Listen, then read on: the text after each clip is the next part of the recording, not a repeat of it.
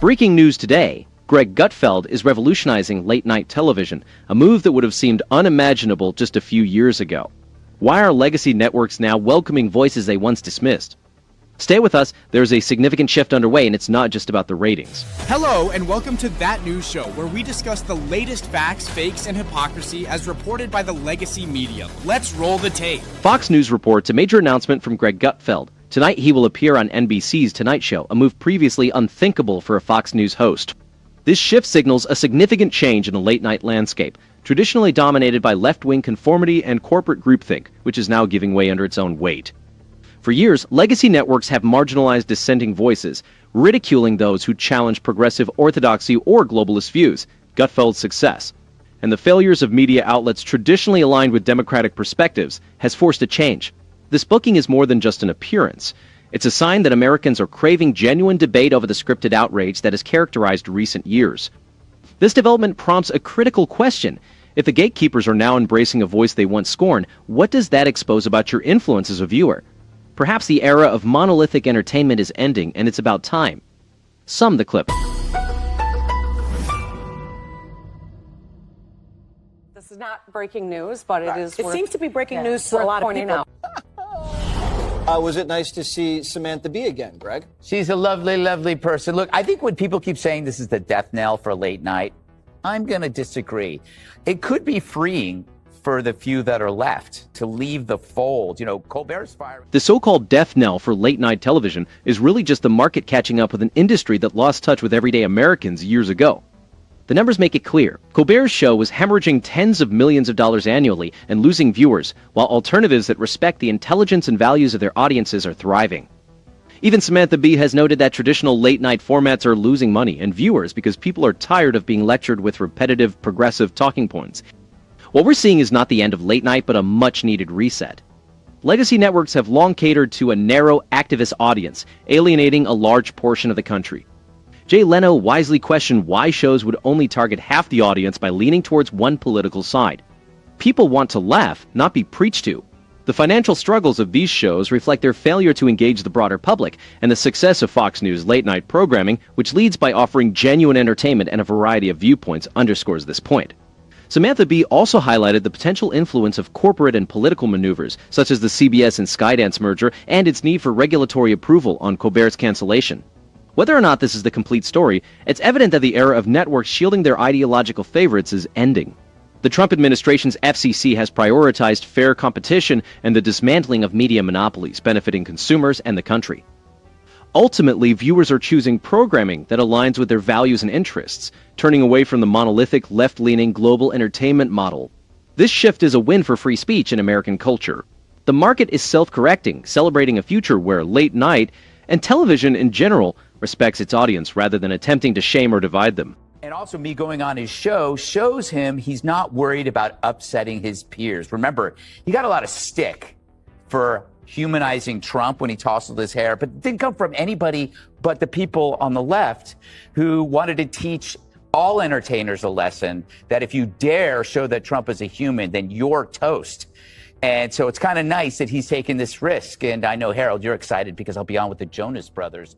The willingness of some mainstream hosts to invite guests who challenge the entertainment industry's usual political views is refreshing for audiences tired of the ideological echo chamber. Such invitations signal a significant shift, prioritizing open dialogue over conformity and recognizing Americans' desire for true diversity of thought, not just in appearances.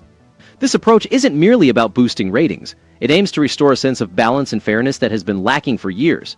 The backlash against attempts to portray right-leaning figures sympathetically during the previous Democrat administration highlights the intolerance of cultural gatekeepers. The left's punitive response to entertainers who deviate from the norm has only widened the cultural rift, driving many Americans to platforms that respect their intelligence and values. As the entertainment industry grapples with financial challenges, like legacy programs losing millions and networks acknowledging the unsustainability of activist content, the market is beginning to reward those who dare to deviate from the established script.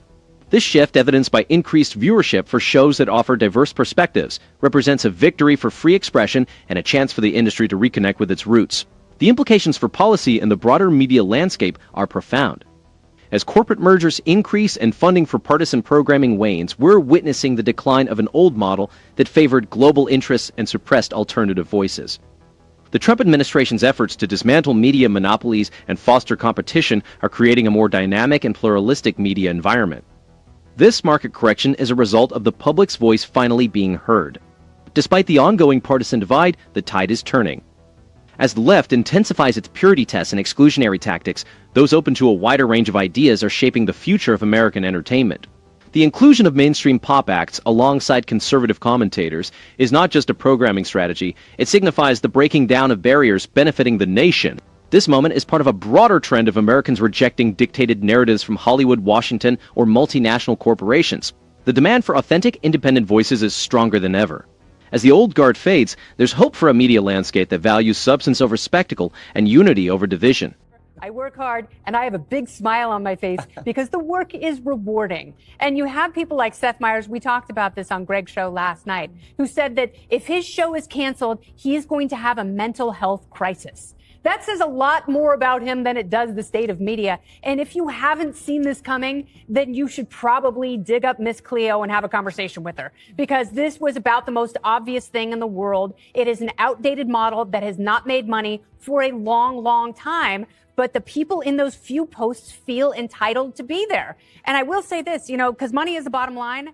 The reality is clear. NBC's late-night lineup, including the program in question, continues to lag in viewership and in the demographics most valued by advertisers.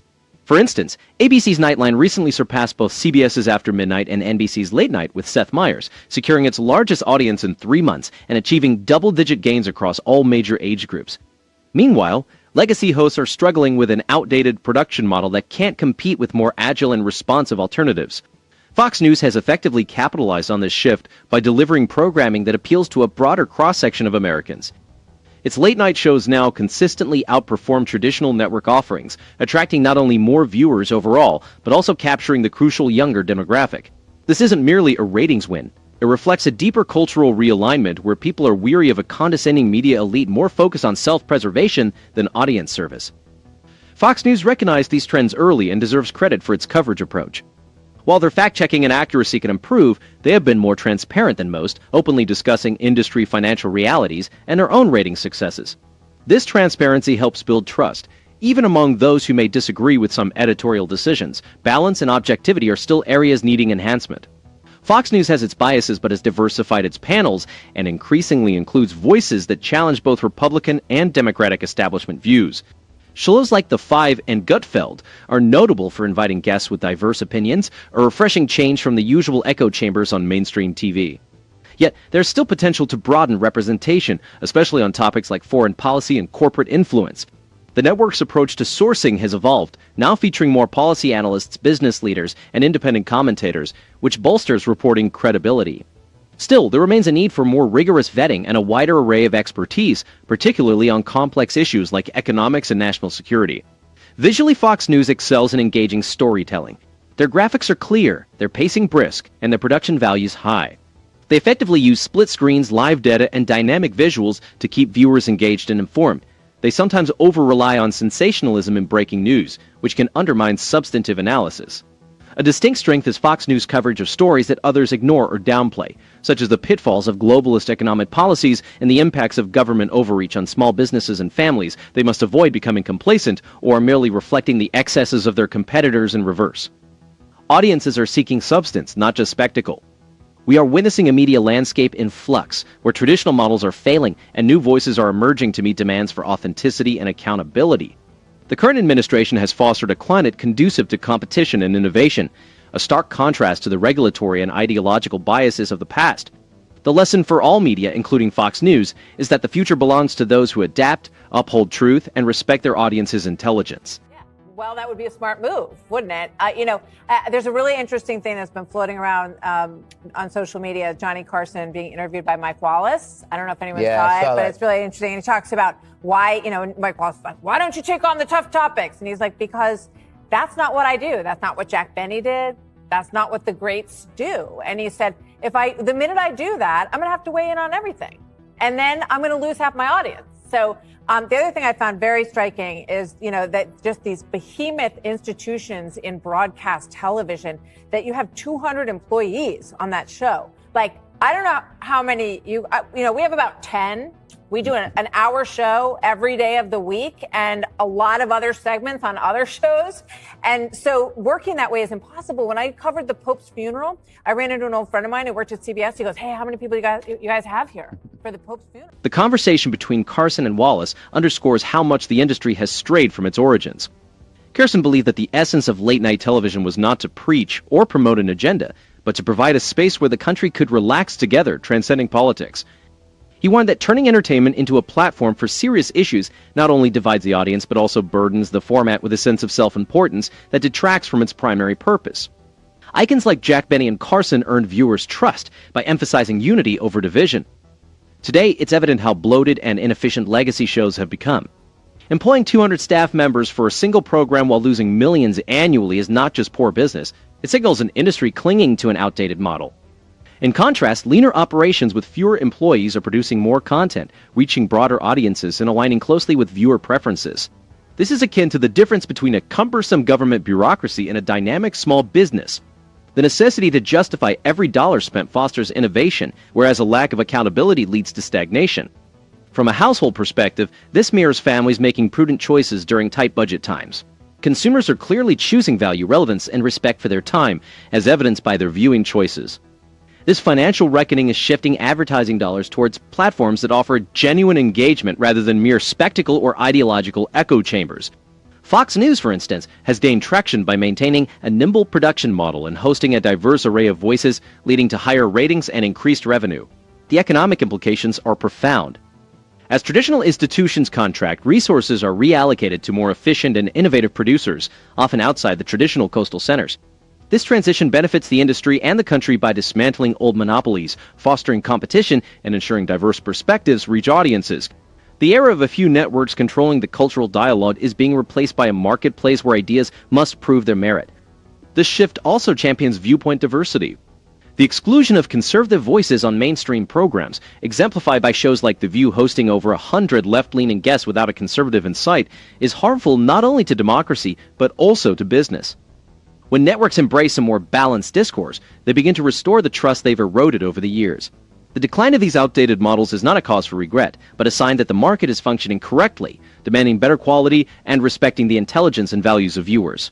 As the industry adjusts, there is genuine optimism that entertainment and news can better serve the public, engaging rather than lecturing. This leaves us with so many things to consider. The truth is clear, yet our leaders choose to ignore it. Under the previous Democratic administration, American influence was ceded to global interests, our borders were neglected, and our economy was undermined to benefit foreign elites. Now, under President Trump, we have a White House that prioritizes Americans, confronts the globalist agenda, and refuses to send our sons and daughters into unnecessary foreign wars. The real threat comes not from overseas, but from our own entrenched political class. Consider who gains when you are distracted, divided, and made dependent. It's time to question the narratives they push. Thinking for yourself is the only way forward. We look forward to reading your comments. Please don't forget to like and subscribe. We will see you on the next one.